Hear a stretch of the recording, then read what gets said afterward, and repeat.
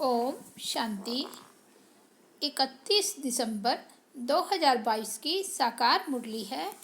मीठे बच्चे, तुम्हें शिव जयंती का त्यौहार बड़े धूमधाम से मनाना है।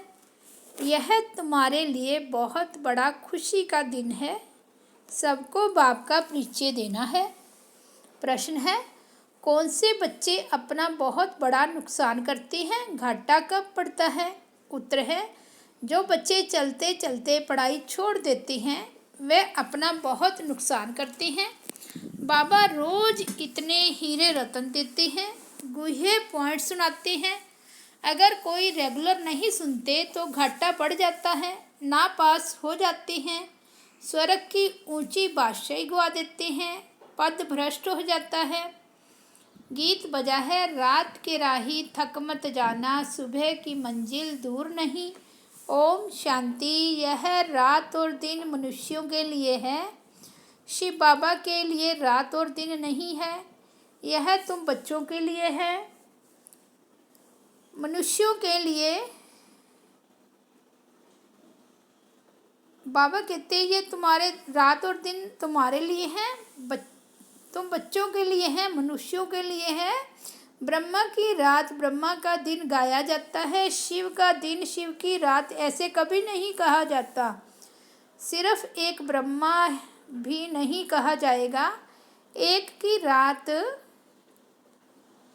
नहीं होती, गाया जाता है ब्राह्मणों की रात। तुम जानते हो अभी है भक्ति मार्ग का अंत, साथ साथ घोर अंधियारे का भी अंत है। बाप कहते हैं मैं आता ही तब हूँ जबकि ब्रह्मा की रात होती है। तुम अभी सवेरे के लिए चलने लग पड़े हो। जब तुम ब्रह्मा की संतान आकर बनते हो तब तुमको ब्राह्मण कहा जाता है। ब्राह्मणों की रात पूरी हो फिर देवताओं का दिन शुरू होता है। ब्राह्मण जाकर देवता बनेंगे। इस यज्ञ से बहुत बड़ी बदली होती है। पुरानी दुनिया बदलकर नई होती है। कलयुग है पुराना युग, सतयुग है नया युग, फिर त्रेता 25% पुराना, द्वापर 50% पुराना। युग का नाम ही बदल जाता है। कलयुग को सब पुरानी दुनिया कहेंगे। ईश्वर कहा जाता है बाप को, जो ईश्वरीय राज्य स्थापन करते हैं। बाप कहती हैं मैं कल्प कल्प संगम युग में आता हूँ। टाइम तो लगता है ना, यूँ तो है 1 सेकंड की बात, परंतु विकर्म विनाश होने में समय लगता है, क्योंकि आधा कल्प के पाप सिर पर हैं। बाप स्वर्ग रचता है तो तुम बच्चे भी स्वर्ग के मालिक तो बनेंगे, परंतु सिर पर जो पापों का बोझा है उनको उतारने में टाइम लगता है, योग लगाना पड़ता है। अपने को आत्मा जरूर समझना है। आगे जब बाबा कहते थे तो जिस्मानी बाप याद आता था, अभी बाबा कहने से बुद्धि ऊपर चली जाती है। दुनिया में और किसकी बुद्धि में यह नहीं होगा कि हम आत्मा रूहानी बाप की संतान हैं। हमारा बाप, टीचर, गुरु तीनों ही रूहानी हैं। याद भी उनको करते हैं। यह है पुराना शरीर, इनको क्या श्रृंगार करना है, परंतु अंदर में समझते हैं अभी हम बनवा में हैं, ससुर घर नई दुनिया में जाने वाले हैं। पिछाड़ी में कुछ भी नहीं रहता, फिर हम जाकर विश्व के मालिक बनते हैं। इस समय सारी दुनिया जैसे बनवा में है, इसमें रखा ही क्या है, कुछ भी नहीं। जब ससुर घर था तो हीरे जवाहरातों के महल थे, माल ठाल थे। अभी फिर पियर घर और ससुर घर जाना है। अभी तुम किसके पास आए हो? कहेंगे बाप दादा के पास। बाप ने दादा में प्रवेश किया है, दादा तो है ही यहाँ का रहवासी, तो बाप दादा दोनों कंबाइंड हैं। परम पिता परमात्मा पतित पावन है, उनकी आत्मा अगर श्री कृष्ण में होती, वह ज्ञान सुनाती तो कृष्ण को भी बाप दादा कहा जाता, परंतु श्री कृष्ण को बाप दादा कहना शोभता ही नहीं। ब्रह्मा ही प्रजापिता गाया हुआ है। बाप ने समझाया है यह 5000 वर्ष का चक्कर है। तुम बच्चे प्रदर्शनी जब दिखाते हो तो उनमें यह भी लिखो कि आज से 5000 वर्ष पहले भी हमने यह प्रदर्शनी दिखाई थी और समझाया था कि बेहद बाप से स्वर्ग का वर्षा कैसे लिया जाता है। आज से 5000 वर्ष पहले मौफिक फिर से हम त्रिमूर्ति शिव जयंती मनाते हैं। यह अक्षर जरूर डालना पड़े। यह बाबा डायरेक्शन दे रहे हैं, उन पर चलना है। शिव जयंती की तैयारी करनी है। नई नई बात देख मनुष्य वंडर खाएंगे। अच्छा भबका करना चाहिए। हम त्रिमूर्ति शिव की जयंती मनाते हैं, छुट्टी करते हैं। शिव जयंती की छुट्टी ऑफिशियल है, कोई करते हैं कोई नहीं करते हैं। तुम्हारा यह बहुत बड़ा दिन है। जैसे क्रिश्चियन लोग क्रिसमस मनाते हैं, बहुत खुशी मनाते हैं, अब तुमको यह खुशी मनानी चाहिए। सबको बताना है कि हम बेहद के बाप से वर्षा ले रहे हैं। जो जानते हैं वही खुशी मनाएंगे। सेंटर्स में आपस में मिलेंगे। यहाँ तो सब आ ना सके। हम मनाते हैं जन्मदिन। शिव बाबा का मृत्यु तो हो ना सके। जैसे ऐसे चले जाएंगे। ज्ञान पूरा हो गया, लड़ाई शुरू हो गई। बस इनको अपना शरीर तो है नहीं। तुम बच्चों को अपने को आत्मा समझ पूरा देही अभिमानी बनना है। इसमें मेहनत लगती है। सतयुग में तो आत्म अभिमानी है, वहाँ अकाले मृत्यु नहीं होगा। यहाँ बैठे बैठे काल आ जाता है, हार्ट फेल हो जाता है। कहेंगे ईश्वर की भावी, परंतु ईश्वर की भावी नहीं है। तुम कहेंगे ड्रामा की भावी। ड्रामा में इनका पार्ट ऐसा था। अभी तो है ही आयरन एज, नई दुनिया गोल्डन एज थी। सतयुग के महल कितने हीरो से सजाए हुए होंगे, अक्की चार धन होगा, परंतु उनका पूरा वृत्तांत नहीं है। कुछ अर्थक्वेक आदि होती है तो टूट फूट पड़ती है, नीचे चली जाती है। तो इन बातों का बुद्धि से काम लेना है। यह खाना बुद्धि के लिए नहीं, बुद्धि के लिए है। तुम्हारी बुद्धि ऊपर चली गई है। रचता को जानने से रचना को भी जानते हैं। सारे सृष्टि का राज बुद्धि में है। ड्रामा में ऊंचे ते ऊंचा है भगवान, फिर ब्रह्मा विष्णु शंकर। हम इन तीनों का एक्यूपेशन बता सकते हैं, क्या क्या पार्ट है। जगदम्बा का कितना बड़ा मेला लगता है। जगदम्बा जगत पिता का आपस में क्या संबंध है, यह कोई नहीं जानते, क्योंकि यह गुप्त बात है। माँ तो यह बैठी है, वह थी अडॉप्ट की हुई, इसलिए चित्र उनके बने हैं। उनको जगदम्बा कहा जाता है। ब्रह्मा की बेटी सरस्वती। भल माँ का टाइटल दिया है, परंतु थी तो बेटी, सही करती थी ब्रह्मा कुमारी सरस्वती। तुम उनको मम्मा कहते थे। ब्रह्मा को माँ कहना शोभता नहीं। यह समझने और समझाने की बड़ी रिफाइन बुद्धि चाहिए। यह गुप्त बातें हैं। तुम किसके भी मंदिर में जाएंगे तो झट उनका एक्यूपेशन जान लेंगे। गुरु नानक के मंदिर में जाएंगे तो झट बता देंगे कि वह फिर कब आएंगे। उन लोगों को कुछ पता नहीं, क्योंकि कलब की आयु लंबी कर दी है। तुम वर्णन कर सकते हो। बाप कहते हैं, देखो मैं तुमको कैसे पढ़ाता हूँ, आता कैसे हूँ। श्री कृष्ण की तो बात ही नहीं, गीता का पाठ करते रहते हैं। कोई 18 अध्याय याद करते हैं तो उनकी कितनी महिमा हो जाती है। एक श्लोक सुनाएंगे तो कहेंगे वाह वाह, इन जैसा महान तो कोई नहीं। आजकल तो रिद्धि सिद्धि भी बहुत है, जादू का खेल बहुत दिखाते हैं, दुनिया में ठगी बहुत है। बाप तुमको कितना सहज समझाते हैं, परंतु पढ़ने वालों पर मदार है। टीचर तो एक रस पढ़ाते हैं, कोई नहीं पढ़ेंगे तो नापास होंगे। यह भी होना जरूर है। सारी राजधानी स्थापन होनी है। तुम यह ज्ञान स्नान कर ज्ञान का गोता लगाए परिस्थान की परी अर्थात स्वर्ग के मालिक बन जाते हो। रात दिन का फर्क है। वहाँ तत्व भी सतो प्रधान होने से शरीर भी एक्यूरेट बनता है, नेचुरल ब्यूटी रहती है।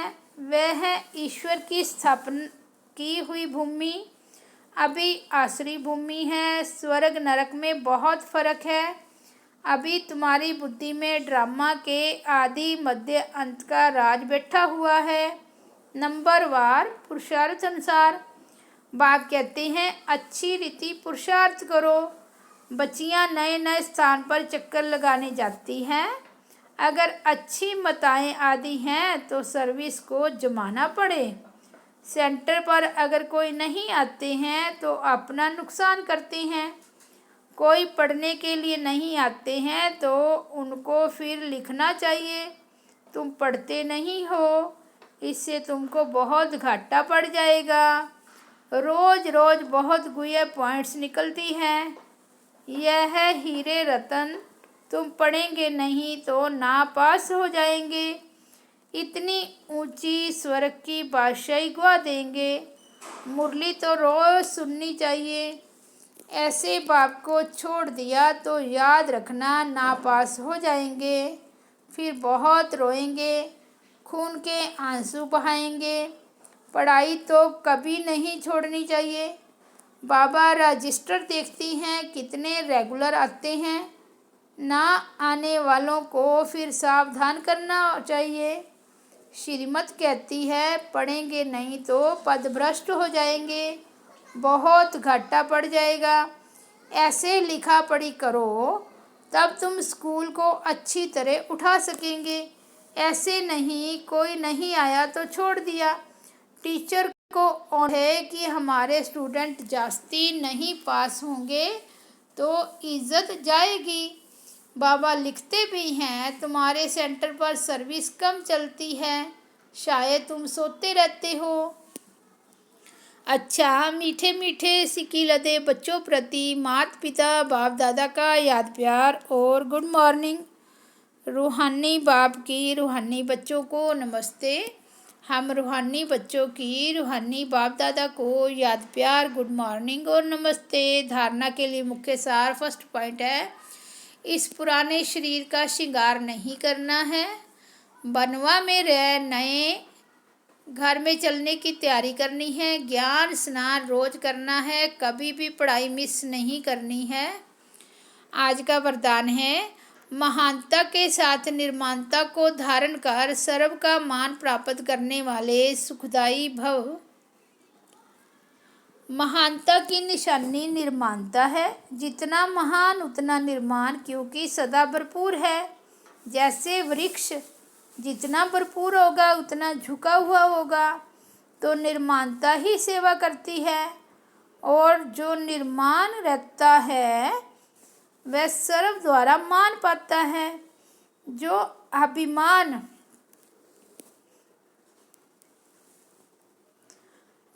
अभिमान में रहता है उसको कोई मान नहीं देता, उससे दूर भागते हैं। जो निर्माण है वह सुखदायी होंगे, उनसे कभी सुख की अनुभूति करेंगे, उनसे सभी सुख की अनुभूति करेंगे, सभी उनके समीप आना चाहेंगे। स्लोगन है उदासी को तलाक देने के लिए खुशियों का खजाना सदा साथ रखो। मातेश्वरी जी के मधुर महावाक्य गीत नयनहीन को राह दिखाओ प्रभु। अब यह जो मनुष्य गीत गाते हैं नयनहीन को राह बताओ, तो गोवा राह दिखाने वाला एक ही परम पिता परमात्मा ठहरा, तभी तो परमात्मा को बुलाते हैं। और जिस समय कहते हैं प्रभु राह बताओ, तो जरूर मनुष्यों को राह दिखाने के लिए खुद परमात्मा को निराकार रूप से साकार रूप में अवश्य आना पड़ेगा, तभी तो स्थूल में राह बताएगा। आने बगैर राह तो बता नहीं सकेंगे। अब मनुष्य जो मूंझे हुए हैं उन मूंझे हुओं को राह चाहिए। इसलिए परमात्मा को कहती हैं नयनहीन को राह बताओ। प्रभु इसको ही फिर खवैया भी कहा जाता है, जो उस पार अथवा इन 5 तत्वों की जो बनी हुई सृष्टि है, इससे पार कर उस पार अर्थात 5 तत्वों से पार हो, जो छठा तत्व है अखंड ज्योतिमय तत्व है, उसमें ले चलेगा। तो परमात्मा भी जब उस पार से इस पार आवे तभी तो ले चलेगा। तो परमात्मा को भी अपने धाम से आना पड़ता है, तभी तो परमात्मा को खवैया कहते हैं। वही हम बोट को आत्मा रूपी नाव को पार ले चलता है। अब जो परमात्मा के साथ योग रखता है उनको साथ ले जाएगा। बाकी जो बच जाएंगे वह धर्मराज की सजाएं खाकर बाद में मुक्त होते हैं। कांटों की दुनिया में से ले चलो फूलों की छाव में। अब यह बुलावा सिर्फ परमात्मा के लिए कर रहे हैं। जब मनुष्य अति दुखी होते हैं तो परमात्मा को याद करते हैं। परमात्मा इस कांटों की दुनिया से ले चल फूलों की छाव में, इससे सिद्ध है कि जरूर वो भी कोई दुनिया है। अब यह तो सभी मनुष्य जानते हैं कि अब का जो संसार है वो कांटों से भरा हुआ है, जिस कारण मनुष्य दुख और अशांति को प्राप्त कर रहे हैं और याद फिर फूलों की दुनिया को करते हैं।